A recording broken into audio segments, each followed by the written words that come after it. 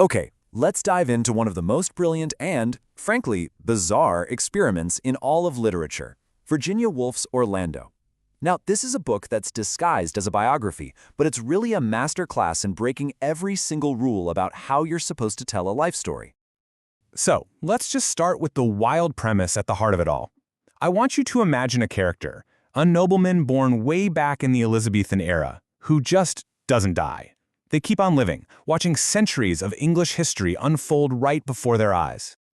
But get this, that's not even the craziest part. Because halfway through this epic 400-year life, Orlando wakes up one morning and has been transformed into a woman. And this single, impossible event, it's the key that unlocks everything Woolf wants to say about who we really are. To really get what Woolf is doing in Orlando, you first have to understand what she was fighting against. See, she had a huge problem with the way biographies were typically written back in her day. For Woolf, those old-school biographies were just, well, they were stiff, they were lifeless, and honestly pretty boring.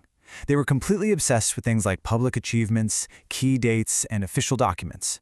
But what did they miss? The whole inner world of a person. You know, the messy, chaotic, beautiful stuff. Their thoughts, their feelings, their private self. She wanted a new biography that would actually capture that inner reality. And this quote right here, this really gets to the heart of her philosophy. Woolf believed that a simple list of facts could never tell you the real truth about a person. It just gives you the outline. To understand what a life actually means, you need imagination, you need empathy, you need to get inside their head. So, in a way, Orlando is her ultimate argument for this new way of thinking. By creating a character who lives for centuries and literally changes gender, she makes it impossible to just rely on the facts. She forces us, the readers, to focus on the one thing that actually stays consistent: Orlando's inner self, their consciousness. So, how did she do it? How did Woolf manage to take us so deep inside that inner self? Well, she used a very special literary tool, a technique that was at the absolute heart of the whole modernist movement. It's called stream of consciousness, and it's pretty much what it sounds like. Instead of giving us a neat, tidy plot that moves in a straight line, this style tries to copy the way our minds actually work. You know, jumping from a memory to a random sensation, from a passing thought to a really deep emotion, all in one continuous, interconnected flow.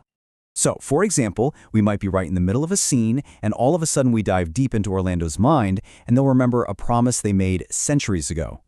And that memory isn't just a dry fact, right? It's tied directly to a feeling, a sensation, like the very specific shade of green ink on the letter where that promise was written.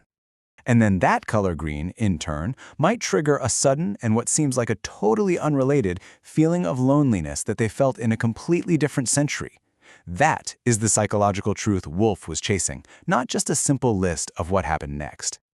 So what's the point of all this mental time travel? Well, this technique shows us something profound, that our minds don't live on a straight timeline. The past is always present. Memories and feelings from hundreds of years ago can exist all at once, shaping who we are in this very moment.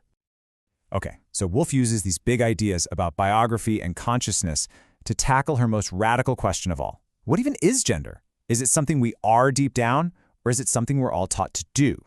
So when Orlando becomes a woman, their personality, their memories, their love of poetry, none of that changes. They are the same person inside.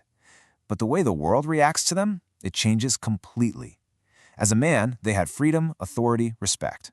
As a woman, they suddenly face restrictions, constant judgment, and even legal barriers. Their body isn't just their own anymore. It's an object for everyone else to observe. Woolf shows us that this whole performance of gender is enforced through a set of social rules.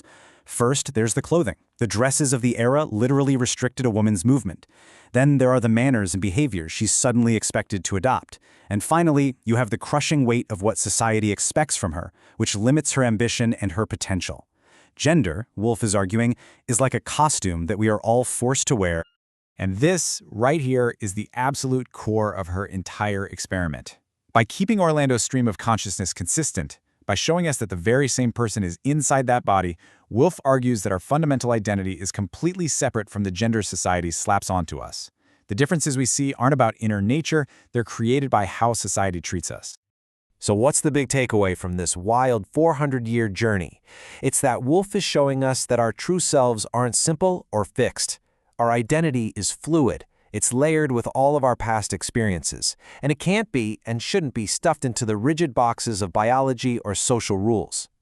And that leaves us with this final, powerful question that goes way beyond the pages of this book. Woolf shows us just how much of our identity is written for us by the world around us. So the real question becomes, how much of our own story can we manage to write for ourselves?